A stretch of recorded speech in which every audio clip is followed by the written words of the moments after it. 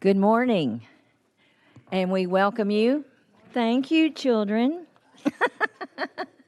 Okay, we like to have fun in here, but we know it's serious work. So I'm Deborah Moody. I'm the chairman for the Education Instruction Full Committee. And so we welcome you. We were thankful you joined us today, whether you're here in person or maybe watching online. I wanted to just say, we're looking around, some of our staff is missing, so I'm going to do some quick introductions for us. I have my research analyst it's really for the whole committee, Blake Hassler, and we have our clerk is Victoria, and we also have Caitlin filling in today, and our sergeant at arms today is Wayne Hawkins, and we are grateful for them. And so, members, I thought we would take just a minute, if you don't mind, just go around and tell us who you are and who you represent. And then I'll introduce our presenter for the day. So we can start to the right. Chairman White. Well, I'm Mark White, and I chair the other education committee called Administration. My district is 83, which is Memphis and Shelby County. And this is my 13th year starting the General Assembly. So I love being on this committee, and I'm so grateful for our guest speaker today. He's done so much for West Tennessee, and I can't imagine what's going to happen to us in the next 5 years. Looking forward to hearing this. Thank you. Hi, I'm Eddie Manis. I represent Knox County District 18. This is my second year. I'm a freshman. And I want to just take just a second and introduce my intern, William Riley. Chairman Zachary and I share William Riley, and he attends the University of Tennessee and will graduate in May of 2022. So glad to have you with us, William.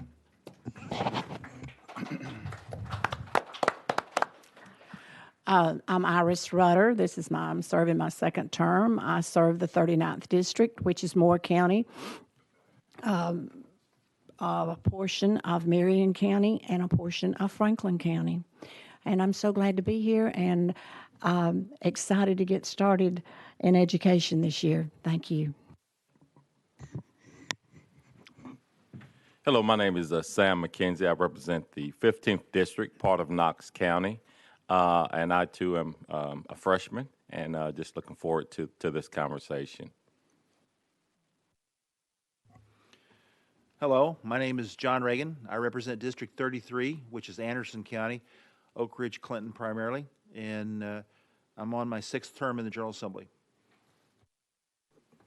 Good morning. My name is Todd Warner. I represent the 92nd District, which consists of all of Marshall County, South and West Lincoln County, Southern Franklin County, and Southern Marion County. Thanks.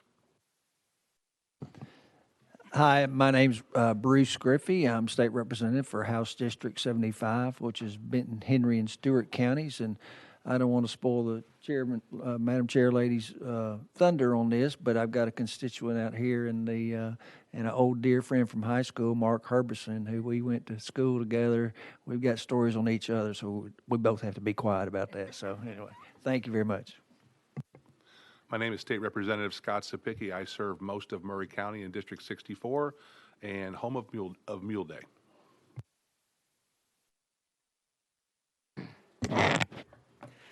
Hello, I'm Representative Vincent Dixie, and I represent District 54, which is here in Davidson County. Thank you. Hello, I'm Representative Torrey Harris. I represent District 90 in West Tennessee, Memphis.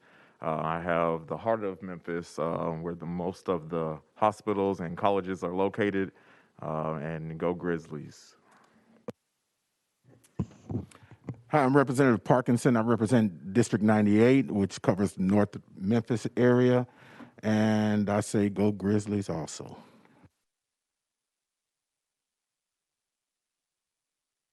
Kirk Haston, District 72. I represent Chester, Decatur, Perry, and Henderson counties. Terry Lynn Weaver, the fabulous folks of District 40, which is Smith, DeKalb, Sumner, some of it, and Trousdale County. Good to be here. Thank you, and hopefully next week the rest of our great colleagues you'll get to meet them too. I represent District 81, which is Tipton County, which is in the middle of all these good things we're going to be hearing about today. And so, clerk, will you please call the roll? Representatives Sapicki, Dixie, Griffey, Harris, Haston, Hicks, Manis, McKenzie, Parkinson, Reagan, Rudder, Sparks, Warner, White. Madam Chairman Weaver. Madam Chairman Moody. Here. Chairman, you have a quorum. Thank you so much. All right. Again, I welcome you all. We are looking forward to hearing from our guest today. So Mark Herbison, I have known him for several years, and he's worked a lot with the Memphis Chamber. He is now he is the chief officer of HTML. HTL. I'm sorry. I'm thinking of another thing. It stands for Haywood, Tipton, and Lauderdale counties, the counties have gone together to hire his great brain. And so we are excited. I asked him if he could come and give us an idea of how this area of West Tennessee is going to change, but to look at and remind us and teach us what are the future educational needs for something of this magnitude so we can start thinking as a committee. So, Mr. Herbison, I thank you for being here today, and I'll turn it over to you.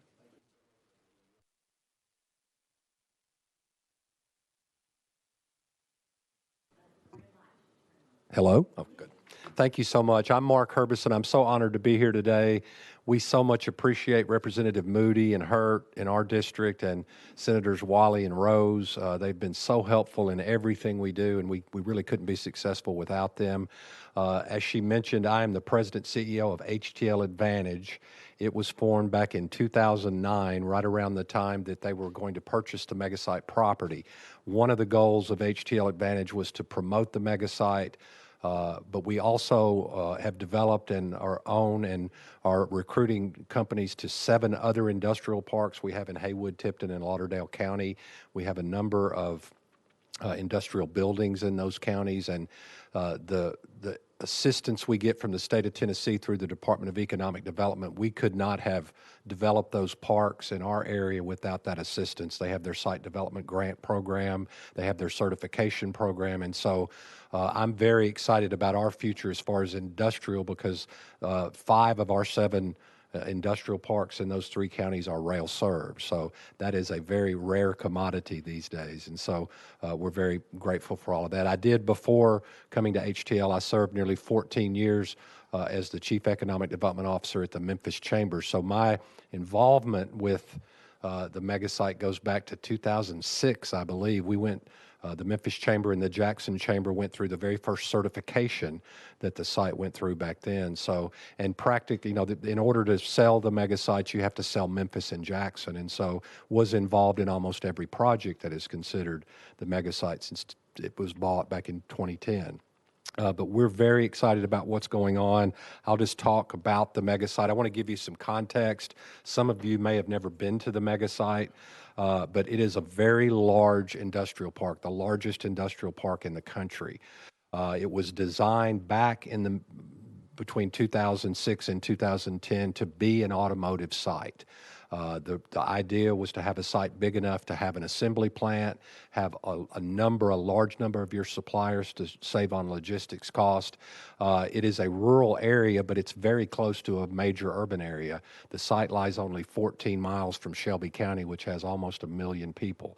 And so it's located almost halfway in between downtown Jackson and downtown Memphis. So it's a really good location as far as being able to bring workers in from both east and west. We sold what we always sell in the Memphis region. It's great business infrastructure. So Memphis has 5 Class 1 railroads, 9 intermodal rail yards, 9 switching yards, and 5 intermodal rail yards. We've got the greatest air shipping hub in the world with the busiest air cargo airport in the world. We've got 2 Mississippi River ports, the International Port of Memphis and the Port of Kate's Landing, and we've got an incredible road system that we know is going to be improving over time as well. This is the site. They are now bringing the infrastructure into the site. One of the things that had been a real limiting factor on many projects that we worked was the fact that the sewer was not in place. For a long time, the window of development for a project got shorter and shorter and shorter. We were seeing projects that would typically take 2 or 3 years to negotiate and build that got down to where they would negotiate and try to build those projects within 18 months. The Tesla factory that was built out west, they had some of the first buildings up and running within a 12-month period. So we'd always had that issue where it was going to take us 24 to 30 months to put the sewer in. And so that had been a limiting factor for us. But when this project came along I got involved back last February. This is such a massive undertaking that it's going to take a while. It's going to take a couple of years, even maybe more than 2 years to build these facilities.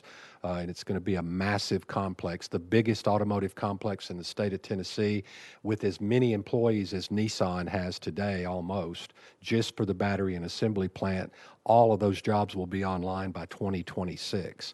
And so it's going to have a major impact on what's going on. This is the project that the legislature so graciously funded for us. It's the easement, the pipeline that will take the affluent from the megasite sewer plant out to the Mississippi River. That project was let back on October 21st, and they are doing the staging right now and getting ready to begin that project. I also understand that they're already in the design for the wastewater treatment plant. When we started back, the initial plan before Ford ever came was for a 3.5 million gallon plant, but that has gone up significantly because they're going to build this huge facility, but they're designing it and permitting it for doubling the size of it over 10 years. And so they've had to increase that capacity, and there will be a number of suppliers that will have a supplier park on site that they will locate a number of their joint venture partner Tier 1 suppliers on site with them. Another great development for us in West Tennessee is new infrastructure on the interstate. We're going to get a new interchange at exit 39. They're going to build a new road up to a new interchange that will be the western entrance into the truck plant. They're going to have tens of thousands of truck movements a week, and so there's going to be a lot of traffic in and around that area. That red portion will be completed by January of 2025, and the blue portions that are one road that will connect up to Highway 70 in Tipton County near Mason, and another road that will connect down on Highway 59 near Oakland. So that's going to open up a lot of new developable areas in the region for housing. I can tell you this, I've been doing this for nearly 25 years. I've worked at the Nashville Chamber, the Memphis Chamber. I've worked some very, very large projects, but I've never worked a project of this magnitude, and we're already seeing an incredible amount of development going on. Haywood County, it's just phenomenal. We've got a new hotel coming up in Brownsville. We've got a new hotel that has committed to put a hotel on exit 47, which is pretty rural. We're seeing the land at exit 56 being bought up and development going on. We're seeing a lot of interest in Covington, Tennessee, and Atoka and Munford, Tennessee. So we're seeing residential developers come in. And if you know West Tennessee, you know that we've not been in a growth mode for a significant period of time, but it's already started. I didn't believe it would start this quickly, but there's been so much that has already happened within the 4 or 5 months since we announced the project. Another thing that we sold them was great quality of life. They spent a lot of time on the ground with us in Memphis, Jackson, in the rural areas of West Tennessee, but we sold them what we sell everybody else: very low cost of living, very low cost of housing, great school systems, no income tax or state property tax. We've got great state parks, museums, historic areas. We've got professional sports. We've got great colleges and universities, big city entertainment, great medical facilities. You name it, we've got it in that region, both in Jackson, Memphis, and Dyersburg. And so, and a lot of the other rural communities as well, as far as the medical facilities. One of the things that my organization did back in 2020, before Ford came, is we were determined that there's some misperceptions about our workforce in our area. I told you I was at the Memphis Chamber for nearly 14 years, and we landed deal after deal after deal over that 14-year period of time. We landed International Paper's corporate headquarters from Stamford, Connecticut. We landed the Service Master headquarters from Chicago. We landed Nike facilities. We landed Mitsubishi Electric. We landed Owens Corning. So we just year after year were landing projects. We also saw DeSoto County, Mississippi, just to the south of Memphis, the contiguous county in the MSA to the south, that has grown from 90,000 people in 1990 to 250,000 people today. And they have the same exact workforce that we have in Covington and Tipton County. We're in a large urban workforce. So we commissioned a study back in late 2019 to look at Haywood, Tipton, and Lauderdale counties, and as part of that, they looked at all the contiguous counties. So we ended up looking at about a 10-county region, including Shelby County. And it showed exactly what we believed. We have a large urban workforce. We have incredible training institutions. But then we went even further. After we got that study back, I partnered up with Brownsville Energy Authority and TVA, and we commissioned a study to look specifically at the megasite and only at automotive. And so this is some of the slides out of that presentation, but this was about a 60-page study that they did on our region. They interviewed training institutions, they interviewed elected officials, they interviewed manufacturing companies all across the region. And again, what we found is if you look at the upper left-hand corner there, that is the Memphis MSA and the Jackson MSA. So the site lies right between those two MSAs. About 1.3 million people in the Memphis MSA and a little about 125,000 in the Jackson MSA. So what we found was within a 45-minute drive, which is that inner golden squiggly line, we have 960,000 people within a 45-minute drive. And I'll tell you that companies like Ford don't look at political jurisdictions. They do not care about county or state lines. They look at drive times. And so typically an automotive plant will look anywhere from 45-minute drive time to a 90-minute drive time. And so that's what we focused on. That's what our consultants looked at. So within that 90-minute drive time, 1.83 million people. Then we looked specifically at automotive skill sets in the region. Of that 960,000 people, when we got this study finished about mid-year 2020, there's 186,000 people in that 960,000 people segment that are already trained to work at a car plant, already have those skill sets and could go to work at today for them. At that time, last summer, there were over 10,000 people with those skill sets unemployed in our region. If you look at battery manufacturing, so we only looked at automotive and the skill sets that were related, like battery and other things. We had 187,000 people within that 960,000 people that were ready to go to work in a battery plant today. So we were able to prove to them that we did have a large urban workforce. They're only about 14 miles from a county with 1 million people in it. They're about a 30-minute drive from Madison County and that MSA. But I think really what put us over the edge with this was the comparison we did on the right-hand side. So we compared the megasite region, their 90 and 45-minute drive times, to Tupelo, where the Toyota plant's located, Tuscaloosa, where the Mercedes-Benz plant located, and Chattanooga, where the Volkswagen plant landed. And in almost that blue table below there went on for like 6 pages. And in almost every category, we were as good, if not better, than those other 3 areas that have had car plants land in the last 15, 20 years and been very successful with those. I mean, you look at Tupelo, we had that 960,000 people within a 45-minute drive. They only have like 350 to 360,000 people. Our educational attainments, our unemployment rates, our labor participation rates were all in line, if not better, than those other regions, and as good, if not better, than the numbers at the U.S. level. We also showed our commuting patterns, and this I knew when I got to this job in the summer of 2019 that we did not have a workforce problem in Haywood, Tipton County. We've got a jobs problem. We've got 72.5% of our workforce every day drives to primarily Memphis, Shelby County to work. Quite a few go into Madison County and Dyer County, but there's over nearly 16,000 people a day that drive from Tipton, Haywood, and Lauderdale down into Memphis to work. And so we were able to show them, Covington's about a 14-minute drive to the mega site. Brownsville's about a 15-minute drive to the mega site. And we were able to show them that all these people that are driving, 45 minutes to an hour to work in some other county could very easily, within a much shorter period of time, be down at the mega site to work for one of these facilities that will be there. We also really showcased, and the state did an incredible job on this. They had all the agencies of state government that we talked about the workforce development and training in our region. I call it the golden triangle of workforce development and training.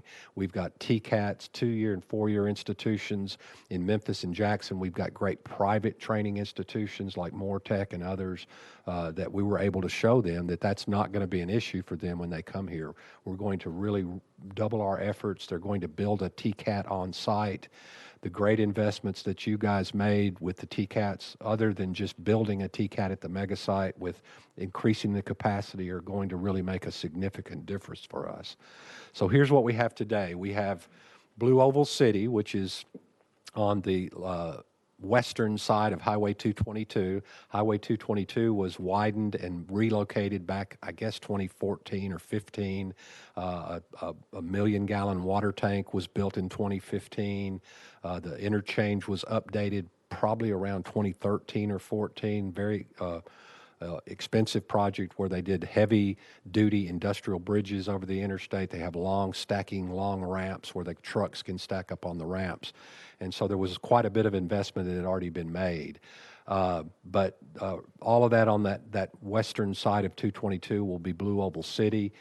This will be more square footage starting than any other car plant in Tennessee.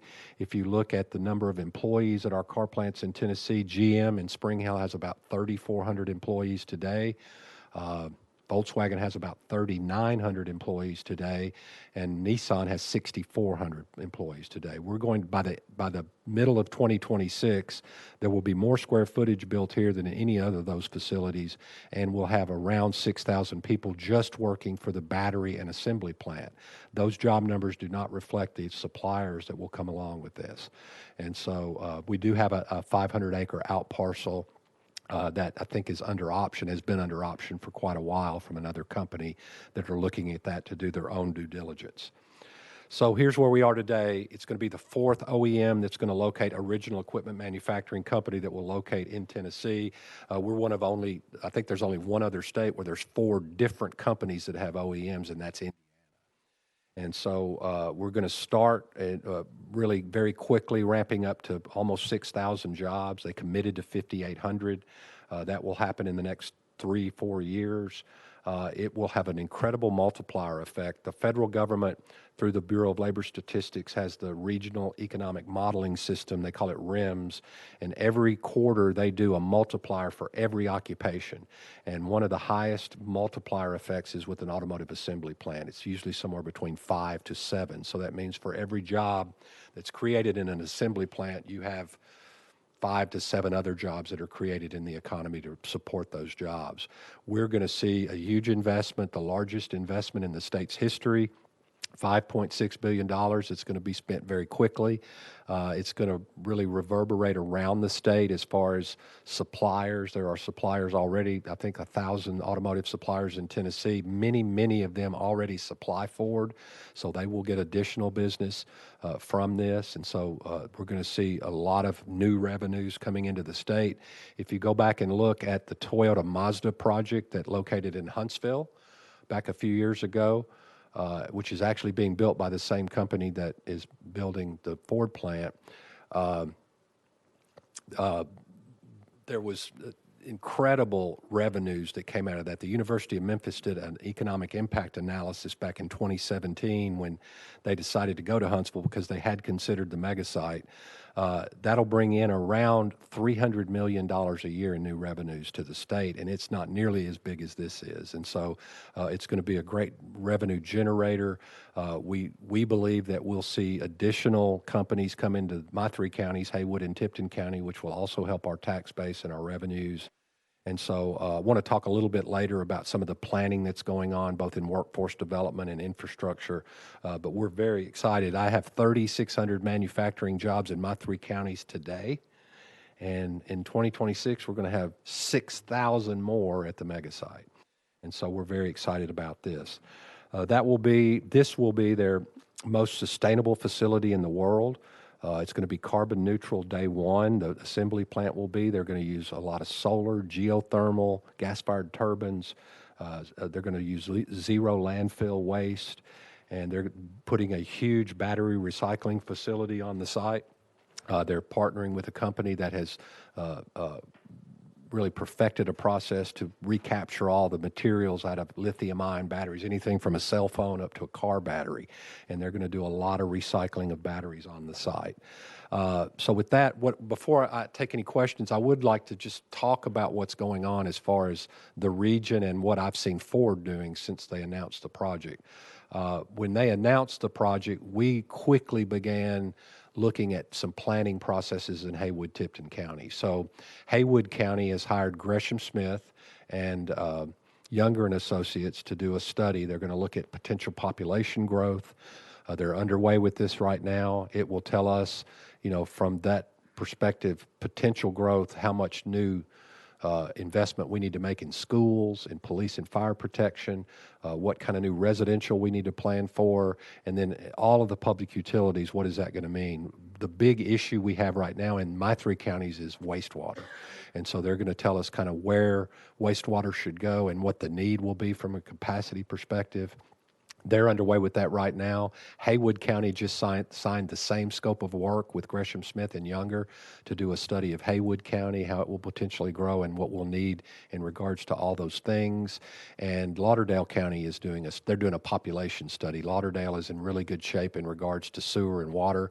They get to take their sewer affluent out to the Mississippi River already. The issue we have in Covington is we have about 1 million gallons of capacity left, but we're permitted for 3.6 million gallons a day. In the Hatchie River, we only have 1 million gallons left, and the way industrial projects work, one project could take that entire capacity up. So we're trying to figure out a way to get out of the Hatchie River and get to the Mississippi, hopefully maybe partnering with the state on their easement. We're looking, all of the smaller towns, Somerville, Braden, Oakland, Stanton, Mason, they all have issues. These have been communities that have been declining in population and in revenues.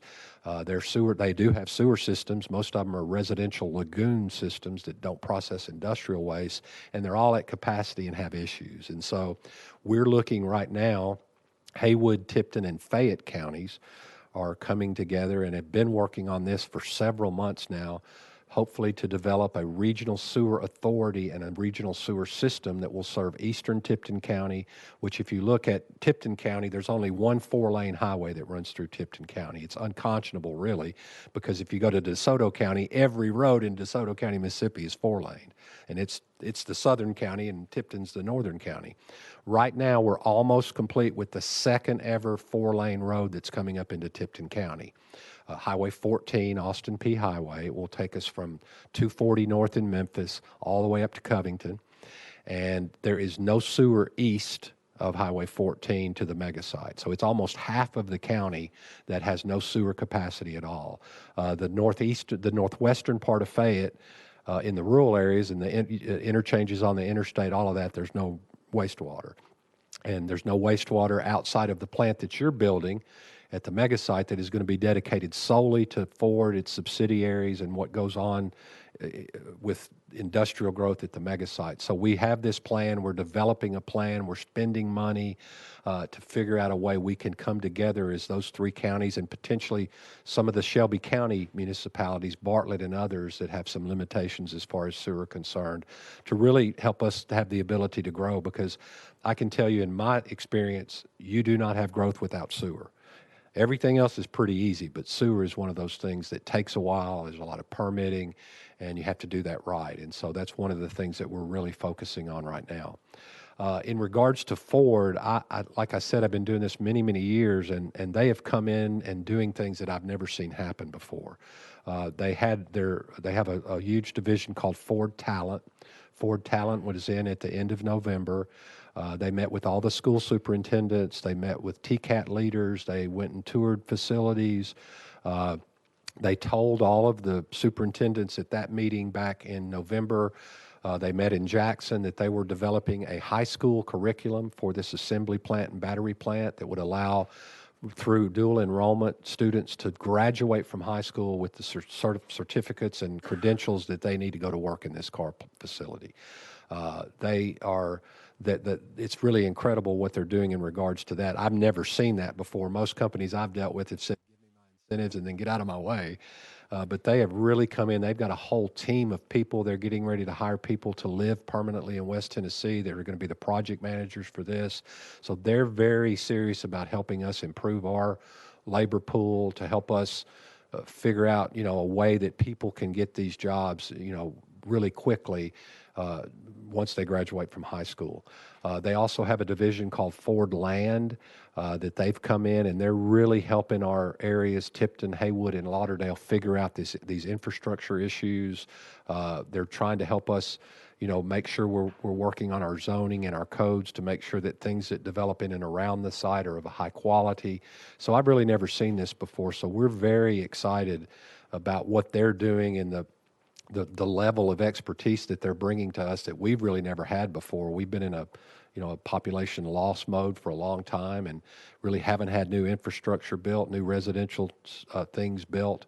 So we're very excited about what's going on there. The last thing I will say, Representative, is that, Madam Chairman, is that we need residential. There are fewer new housing starts in West Tennessee now than any other point in the last 50 years. And I think that's probably true everywhere else in the state except for Nashville. We need new homes, and that's what's been so exciting to me. We're seeing residential developers out of Texas, from the Northeast, are coming in and evaluating properties, but we're going to need thousands of new residential, private homes, apartments, condos. We need to bring new people in. If you look at the population of Haywood County, it's gone from 27,000 people 25 years ago to 17,000 people today.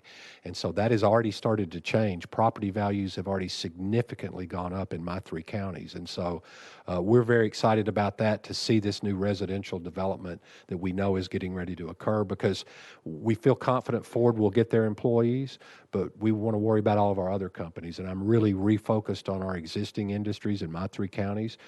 We don't have to worry about that till at least 2024, because they're not going to hire any permanent people until then. But we want to start moving people in now into our rural areas where they've been moving to Nashville and Memphis and other places to start growing these rural communities again. And we're already seeing that. So we've got a new hotel going up in Brownsville already. We've got a new hotel going up at exit 47, which is 5 miles to the east of the mega site. And like I said, we've got developers in from all over the country looking at developing in and around our region. So with that, Madam Chairman, I'll stop and answer questions if I can. Thank you so much. I don't think you took a breath. Do you need some water? No, I'm good. I'm good. that was, it's a lot to talk about. I know I can't comprehend as I drive through that area. Better take your pictures now and come see us before it explodes. But we wanted to take a few more minutes for members to ask questions, if that's all right with you. And on my list, I already have Chairman White. Thank you, Chair Lady. Just fascinating. Just tremendously excited, and wish I was 20 years ago. And I think 10 years from now, we take the census. Those 2 West Tennessee seats we lost due to census will come back to us. We sure hope so. Yeah, exactly. A lot of people. Just one comment. When you talk about Brownsville, 17,000 people, Haywood County. 17,000 move back up to, say, 27,000 soon, and who knows from there. From an education standpoint, we're talking about new schools. Yes, sir. Oh, that many people. So we had to keep an eye on things like in all these areas, and move 500 people in. My immediate question is, okay, with all this going on, I read the other day we're in March, we're already going to have to start construction on all this. So we got to bring in thousands and thousands of construction workers. Is there any challenge there as far as livable areas and things that we're going to have for all these construction workers? No, we had our first subcontractor event last Thursday in Memphis, and there were they had 2 sessions. There were probably 400 contractors from Tennessee that were in the room. But they feel pretty comfortable. They're going to have at the end of this year probably around 2,500 to 3,000 people working out there. It will swell to nearly 7,000 probably by the middle of next summer, and then it'll go down pretty significantly after that. And they feel pretty confident that within the 30 to 45-minute drive time, there's enough, rental apartments, rental things, RV spots, and things like that they'll be able to accommodate that. So they're pretty confident with that.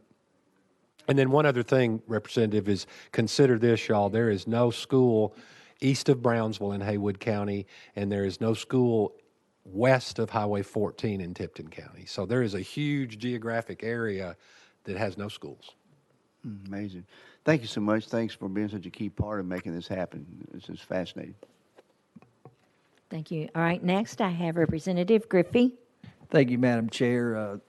Mr. Herbison, Mark, it's good to see you again. Representative Griffin. You're a subject matter expert on industrial development. You've been doing this for your entire career, just about. I wondered if you might share with the committee your experience on thoughts that, even though this is primarily going to be in Haywood County, sort of the impact you see when projects of this magnitude have been put in other places, how that impacts the surrounding counties that aren't necessarily immediate to the main county first, and then I've got one follow-up after that. Well, I'll try to. We've never seen anything like this before. I mean, this is the largest investment in the state's history. It's the largest investment in Ford Motor Company's history. It's the largest project they've ever built. We just saw Michigan pass $1 billion package, and that's primarily going to go to GM. They're going to build a huge new facility up there, several new facilities up there with GM. So we really don't know, but I can tell you that if you look at the areas in and around Nissan and Saturn, so Rutherford County before Nissan was growing a little bit. There was a period after World War II that they didn't grow. They actually lost population, but then in the 80s, the 60s and 70s, they grew at 5 to 10% clip. Ever since Nissan located there in I think it was 1983, they've never had a decade where they grew less than 40%. I think last decade they grew like 53%. Same in Williamson County, huge growth in Murray County. All of the counties in southern Middle Tennessee, Bedford and Coffee grew. And you can look at that statistically. I mean, they had huge growth. So if you look at the they're building 2 battery plants for Ford up in Louisville. They've already got 2 assembly plants up there, and they're going to, I guess, retool those to be electric vehicles. But in and around those 2 automobile assembly plants in Louisville, within a 60-minute drive, they've got 200 supplier companies. So I believe that I believe I will fill up every one of my industrial parks over the next 5 years. So I think it's going to mean, look at what, if you look at Chattanooga and Volkswagen, you've got suppliers located all up and down I-75. You've got in Dayton, Tennessee, you've got the $1 billion Nokian tire plant, and you've just seen that replicated all around the Chattanooga region and the Tuscaloosa region. So I believe we're going to see significant growth, and what I've been told is once Ford starts building somewhere, they've really never stopped. So they also have plans to expand this facility at some point. So I think we're going to see growth like we've never seen before. Well, I don't know. I wasn't alive before the 60s, and I know there was significant growth in Memphis before that, but it'll be something very substantial and very unique. Yes, Representative Griffin. Thank you, Madam Chair, and thank you for that. And my follow-up question is this: if you kind of look at the sort of the state interstate system, and you try to look at, say, I-24 and I-69, and getting, I believe Ford has a plant or 2 up in Kentucky currently. If they needed to ship something from one plant to this new mega site or something, whoever's doing it is going to have to come all the way through I-69 and go down to Dyersburg and cut over to Jackson, or drop down to Covington and then cut over like that. I am aware that Kentucky obtained a build grant, RISE grant last year. Then they're going to be 4-laning. So it's a 4-lane all the way from I-24 down through Murray to the state line.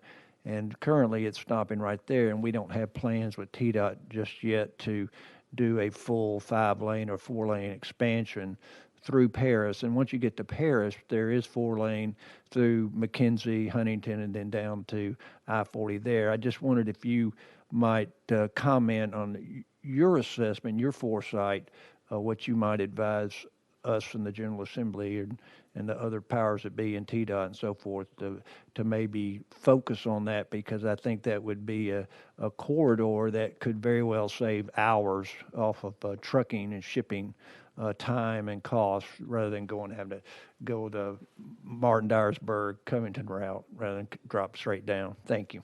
That's a great question, Representative. I can tell you, if you look at Tipton and Lauderdale counties, which are the only two counties where 69 won't be complete, they were communities that were agricultural and rail communities. So you had the now the Canadian National. It used to be the Illinois Central.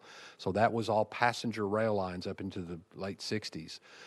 So you had all that commerce that was running through the rails, the people getting off at all the local stations, and when those went away, a significant amount of business went away. And then when you saw in the 80s the corporate farming come on, where it was all family farms, and you had these huge 10 and 20,000 acre tracts that can be farmed by 10 or 12 people with technology. So we've been in a declining mode. And if you look at the other side of the river, Osceola and Blytheville and all those areas on I-55, they are booming.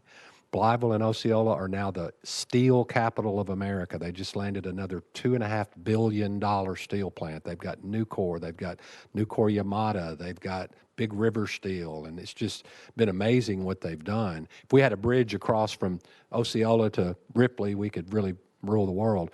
What I believe, and what I told Congressman Kustoff the very first time I met with him in 2019 when I was in this job, he said, "What's the most important thing we can do?" And he thought I was going to say wastewater for the mega site. But I said finishing I-69. It's only 60 miles. I know it's expensive, but it would change the universe in West Tennessee. It would give us an interstate presence that we don't currently have. We have one road, Highway 51, and if you've ever driven up it, and I'm sure many of you haven't, it is a very challenged road. Every trailer park, a really horrible development, especially all the way up to Covington. It gets a little better once you get north of Covington. So we don't have good road access and never have, and that's been why we've been declining. So only the second ever 4-lane road built in Tipton County, which is a major county and a major metropolitan MSA. And so I believe that the most important thing we could do would be to work to finish I-69 as quickly as possible. It would give Ford a direct route to Detroit without having to go to Nashville. It would give them direct routes up into the Rust Belt, to Ohio, Chicago. Otherwise, they've got to cross the river and go to I-55. We saw what happened when the bridge went down. And we need a third bridge in West Tennessee. It does not need to go to North Mississippi. It needs to go somewhere very close to the Memphis area. And so hopefully, we'd love to work together with you guys on that. Hopefully some of this stimulus money out of Washington, infrastructure money. But I believe the most important thing we could do just in general to help grow rural West Tennessee is to finish I-69. And it's been underway for 40 years. Thank you. I don't have anyone else on the list, but I thank you for driving up today. And, speaking of those roads, just imagine how much faster you could get your blow pops and your Klondike bars when that happens, too. That's exactly right. Good things, really good things can happen. But I thank you so much. Thank you for all you've done on the Memphis Chamber and also for us now on HTL, and I appreciate you informing us. And it's a big task, members. So we will carry on and do all the good we can for this area and for the state of Tennessee. And I thank you for your part, and I appreciate you coming so much. Thank you so much, Madam Chairman. And I think I'm speaking on behalf of almost every West Tennessee. I've never seen the excitement. I've never seen everybody just so thrilled with what's happened. And we really appreciate the assistance that you guys gave us, or it wouldn't have happened. It's definitely a team, right? So Yes, thank you. And yes, Representative Griffin. I just want to give a big shout out, thank you to Ford, Governor Lee, and you, Mr. Herbison. Thank you. Thank you. Members, we will meet again next week, same time, same place. So I look forward to getting to the work of legislation with you, and I'm glad you all are back. And we are adjourned.